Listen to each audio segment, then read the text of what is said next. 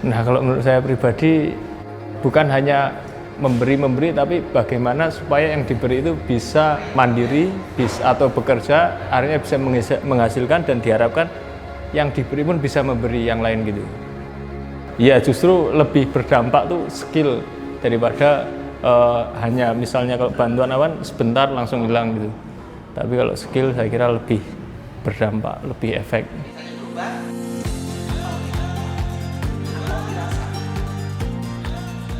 Dari mulai awal basic barista sampai sekarang kan benar-benar itu sebuah ilmu yang luar biasa ya yang aku dapetin.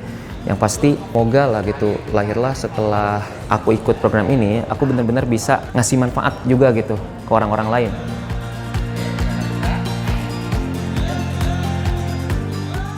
Mungkin kalau dari pandangan aku ya, Agresia, mereka mensupport program-program yang ada di IKA seperti barista ini, menurut aku sih bagus. Kenapa? Karena yang mereka pikirkan itu tidak cuman profit oriented, tapi juga human oriented, di mana bisa sustainable.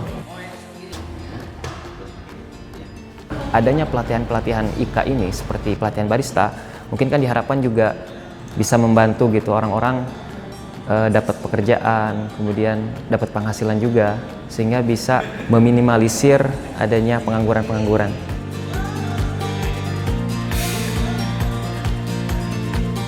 Jadi untuk kali ini adalah program pelatihan keterampilan barista kelas upskilling, yaitu sensori dan cupping.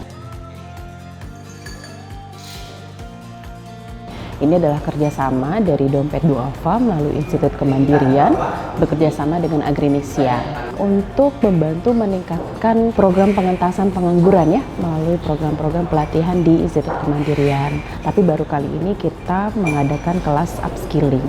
Kenapa kita mengadakan kelas upskilling? Karena kita melihat teman-teman barista dari kelas basic yang kemudian menekuni karir sebagai barista atau roastery itu memerlukan upskilling di bidang sensori dan cupping.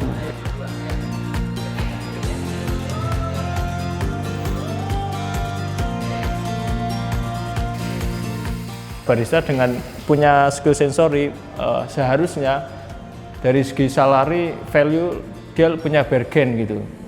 Artinya gaji pun bisa di atas barista pada umumnya. Pelatihan di sini jadi punya skill, bisa dapat kerja, akhirnya ya saya kira dampaknya bisa berterusan daripada misalnya diberikan bantuan, sedekah itu kan begitu habis sudah selesai gitu.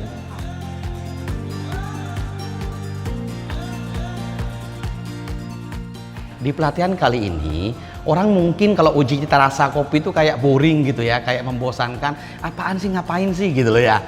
Kita membuat pelatihan ini lebih seru supaya nggak menakutkan lah ya. Karena jujur sensori itu adalah ilmu yang gampangannya itu orang kayak agak takut untuk belajar. Padahal penting. Karena kenapa penting?